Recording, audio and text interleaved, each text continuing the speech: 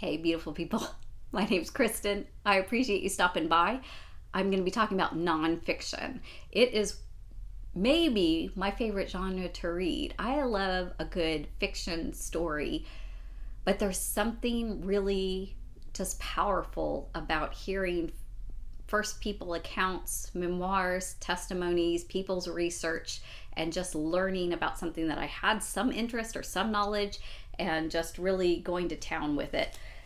So these are books that I want to read in 2022. If any of them sound particularly interesting or meaningful to you and want me to bump them up on my TBR, leave me a comment. I take that into consideration. And if you've read any of these, give me some encouragement below. The first one that I want to read for the year is Phosphorence. This is Julia Bard. This is a memoir about a scientist who studies marine biology, and she goes through some difficult times in her own life, and then the hope and kind of power or inspiration she gets from the life and the glow, if you will, of what's going on in the ocean. Also, The World According to Mr. Rogers. So these are direct quotes by the late Presbyterian pastor, TV star, and I'm just a huge fan. I have read several biographies and works by his, so most likely I've come across a lot of things in here, but I'm hoping to pick up a few more quotes and things that I want to really hold on to and have inspiration for the new year. I'm also going to tackle at least volume 1 of Texas by James Michener. This is supposed to be written in a novel format, but actual history. So I'm going to call it nonfiction. I don't know if it's actually classified as full nonfiction, but it is definitely a historical retelling of history. Along that same line, and probably near the same time, I will be reading Santa Ana of Mexico by Will Fowler. I grew up in Texas, and I'm back in Texas after having been gone for a super long time.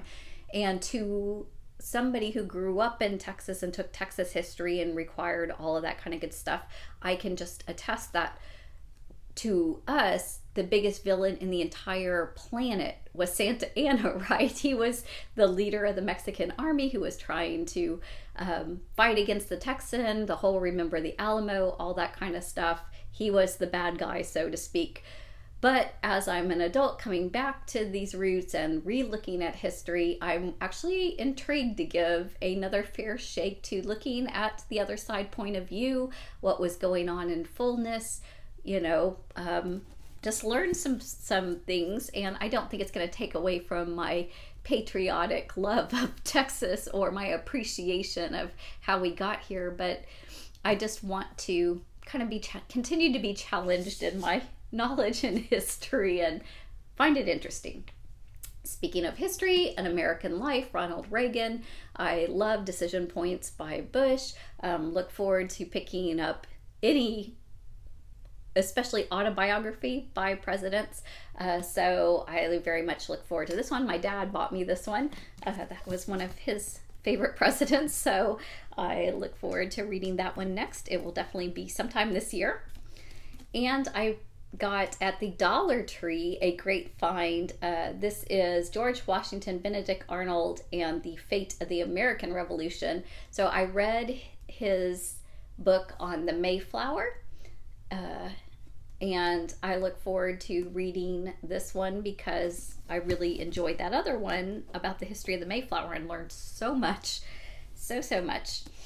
And then finally, Tolkien's Modern Reading, Middle Earth and Beyond Middle Ages. This is a documentary book about Tolkien, his life, his writings, all that kind of stuff, just to give all of my great love of the Lord of the Rings and all that reading a more full flavor. I am actually picking more than 12 for nonfiction because Nonfiction November, I will have a goal to read 4 or 5. So we're not going to count. I'm definitely going to read The Girl Who Smiled Beads. This is a memoir account of a girl who was in Rwanda and Africa and trying to escape a lot of atrocities over there, and just her dealings with that, coming out of that and getting to a safe place physically, and then trying to struggle through the mental. A Tokyo romance. This is a story of a girl in Japan who it's a memoir about her life being in an arranged marriage kind of thing, and what that whole thing is. And I know there's been some like spin-offs of TV shows and things like that, Married at First Sight or 90 Day Fiance or whatever, and I watched them a little bit, and they're somewhat intriguing to me, but I think a book is probably going to be more up my alley, so we'll see. I also picked up The Lemon Tree in the library sale. This is An Arab, a Jew, and the Heart of the Middle East, so looking at the conflict overseas, as well as The Rose Hotel. This is a memoir. Iran immigrating to the United States.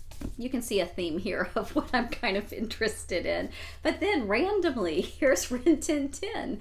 Susan Orlean wrote the library book, which is one of my all-time favorite nonfictions. And so I look forward to her writing and reading about Rin Tin Tin, and just something completely different. It'll probably need to, fresh my palate if I've read some really heavy stories.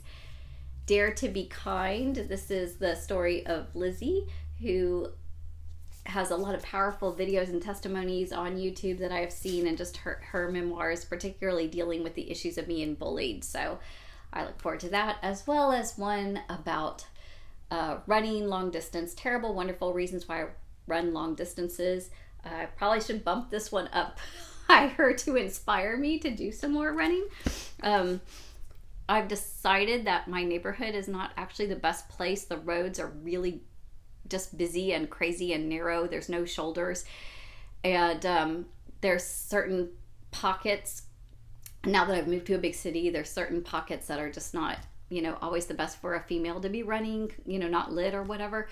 So I joined a gym, but now with the state of health, I just don't feel totally great about going into a gym where most people are not masked and we're all heavy breathing in an area. So it is what it is, but eventually my goal in 2022 is to get back to some more consistent running. So we will do some reading, we will do some running. Leave me a comment below if any of these are ones that you particularly have read and want to encourage me in, or want me to read and bump up the list. I did meet all of my nonfiction reading goals for this previous year. I have reviews on those. Some of them are on my previous channel because I only started this channel in August. So I can leave that link below if you want to see any previous reviews. Please check those out.